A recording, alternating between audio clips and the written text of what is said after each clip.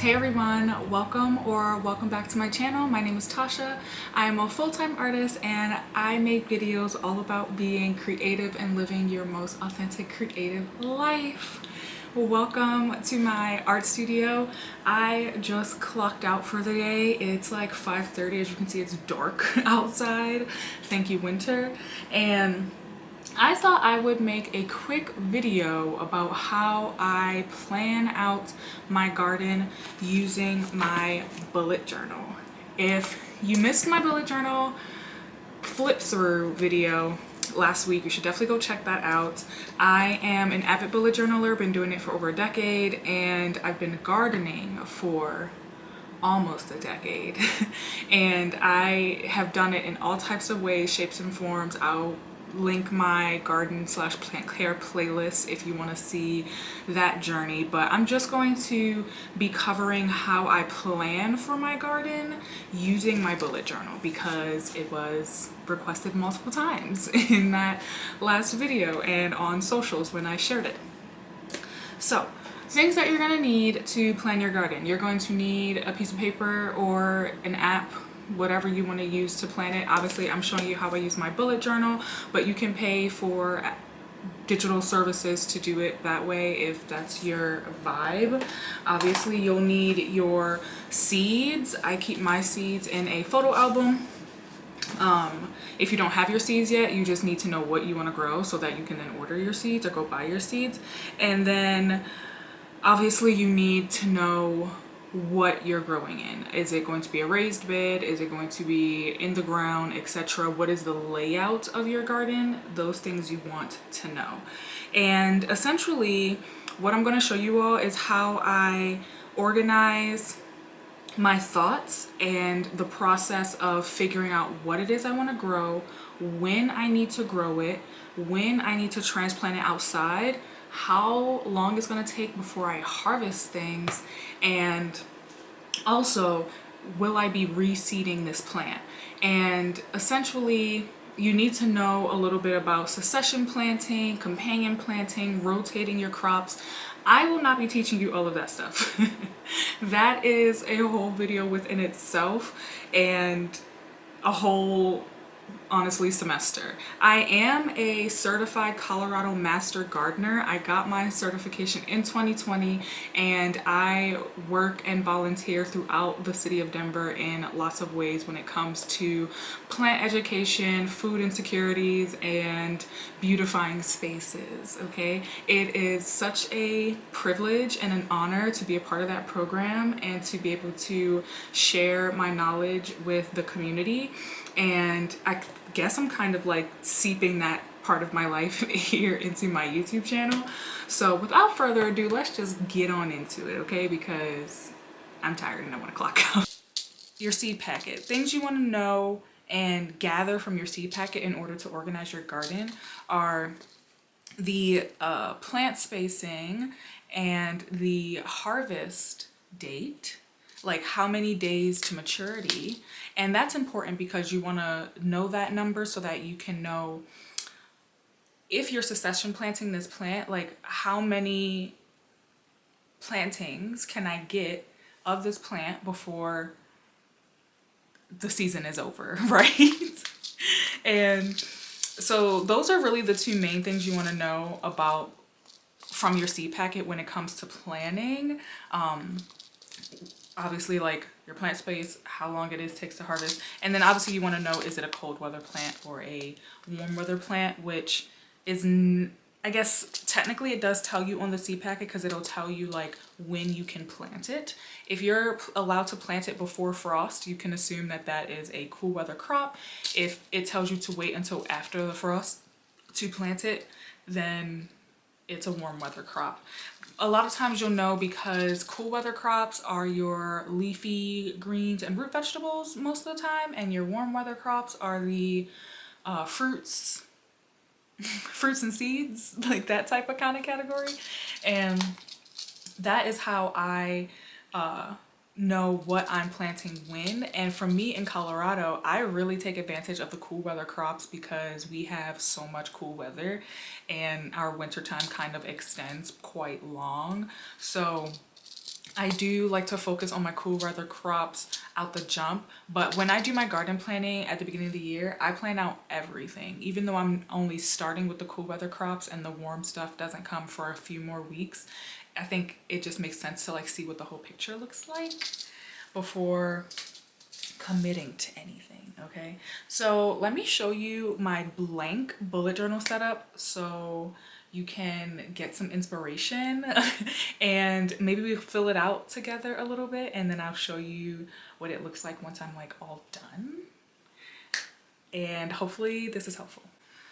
All right, here we go. Hopefully you guys can see this. This up here is just some notes that I took. I watched a few videos the other day just to refamiliarize myself with some categories of cool weather crops, since that is what I like to focus on here. But ignore this, that's just my notes. And here is what my garden layout actually looks like. These lines in these two boxes are where my trellises are, and I don't remember the direct, oh my god, I don't remember the direct dimensions of everything. It's something like, I don't know, 15 feet by like 21 feet or something like that.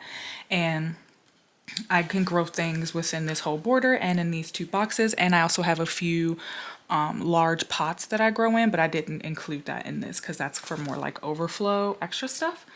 But I always like to have a drawn out layout of my garden. So if your garden is just like rows, or if it's, you know, a few boxes in a row, like draw out those boxes like roughly to scale so that you can place the plants in your picture. It helps to have a gridded page, kind of like how I do, but it's certainly not necessary. Right next to this page is where I'll have my organization chart, okay? And let me just show you up close what that looks like.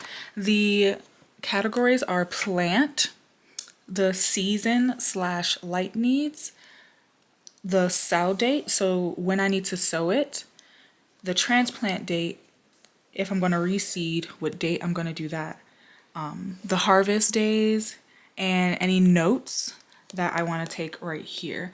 I am kind of playing around with weighing everything this year to understand like how much I'm growing weight wise, and so I may add that into this last column. The way I get these middle columns here, when to sow, when to transplant, when to reseed, is by knowing when my first frost and my last frost is. And so I have that listed right here. For me, I live in Colorado, specifically in Denver, and our grow zone is somewhere between 5B, 6A if you're lucky, but mostly in the 5 zone. And so my last frost date is May 4th, and then our very first frost of 2025 is predicted to be on October 6th. Here in Colorado, winter does whatever it wants, and I've been in situations where our first frost was in the second week of September. So it really is a rough estimate. All you have to do is type in your zip code and frost dates 2025, and you'll find your area's information online. But you want to know these facts because it's important when it comes to knowing when you need to start your seeds indoors or sow your seeds, when you're going to transplant those starters outside, and then depending on your last frost and how long the plant takes to harvest, then you can calculate when you can reseed your items. Let me show you how I fill out this, okay? I'm gonna start filling in the plants that I want to grow into my plant column, and then I'm gonna go in and put down the season that is in, and then we'll start looking at the calendar and planning out dates.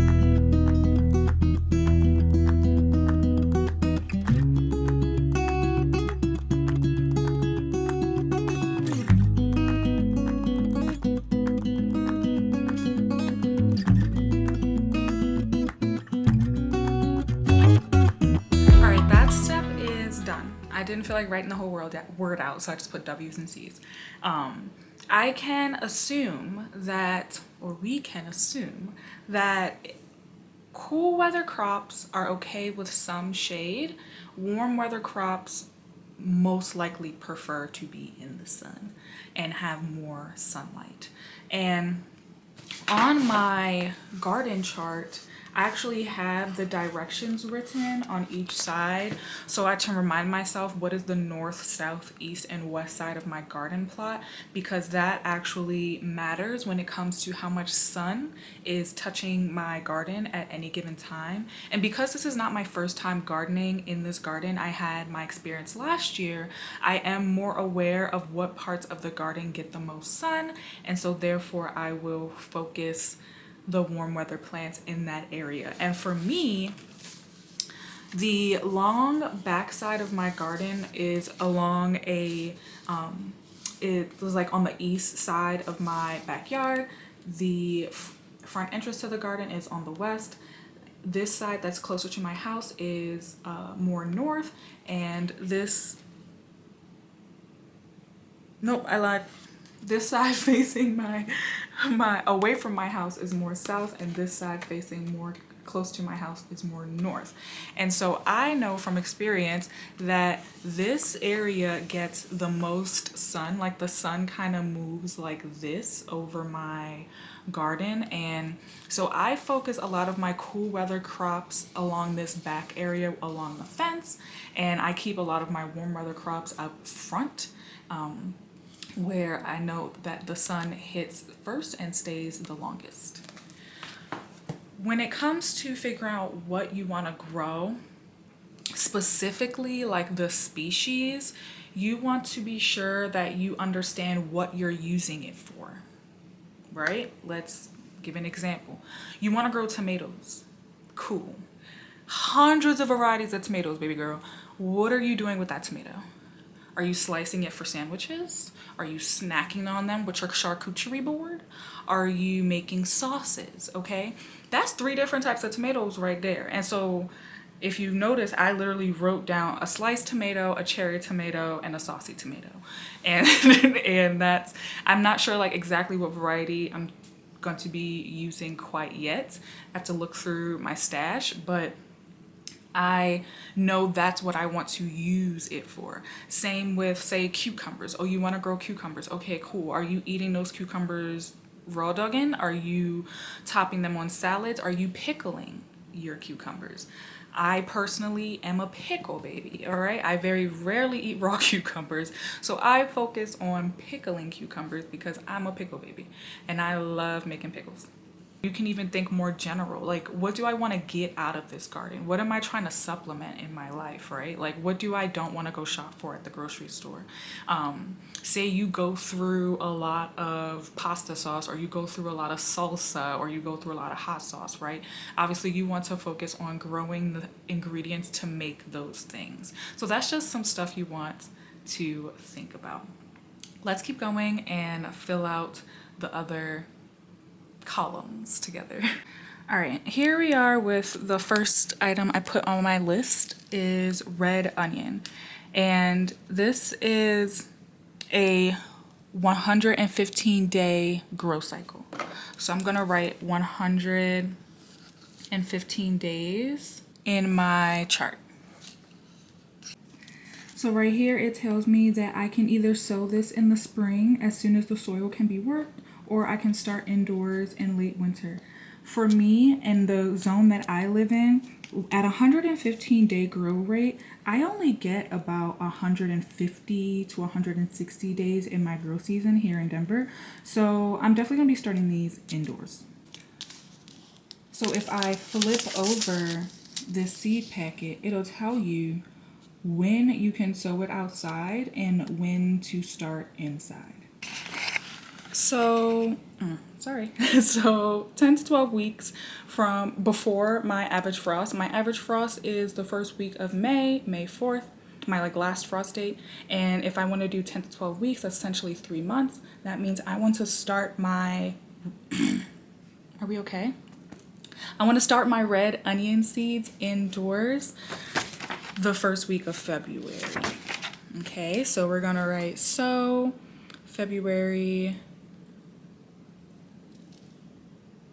4th, and then it says to transplant outdoors 4 to 6 weeks before the average last frost. So if, again, my last frost is May 4th, 4 to 6 weeks prior to that is end of March. I do not plan on reseeding onions. If you're curious about what type of stuff I do reseed and grow in succession, it's things like radishes, lettuces, peas, sometimes even green beans, all of that stuff, so I can be like harvesting throughout. Carrots, like a lot of the cold weather crops I like to do succession planting, especially if they grow around the 75-day rate, if not less. Those are great to do like 2 to 3 rounds of seeds throughout the season so that you can get a lot more. And I will, again, write those dates in here. And the reason why I have the like little check boxes in those rows is so that I can keep track of like, did I actually sell those seeds? Did I actually transplant them? And hold myself accountable. I've never done a checklist in this way before, but I'm really curious to see if it helps and helps me keep track of everything, because normally I just kind of like fly by the seat of my pants, but I want to be a little more structured this year. And so I feel like having hard dates, though they're still like rough, will allow me to like better prepare and plan. Like my work is very like sporadic sometimes, and I'll have trips. So like if I get a trip, I need to like be able to look in here and be like, okay, while I'm gone, is there going to be a transplant that needs to be done? Like, should I do it before? Do I need to do it after? Do you know what I mean? We're going to be prepared this year. We're going to be prepared. All right, friends, it's quite some time later. I am losing steam, to say the least. I kind of have a tummy ache, so I want to wrap this up. I'm going to show you my layout. I didn't quite finish going through my chart, but I have time. I just want to kind of end this and show you what I have.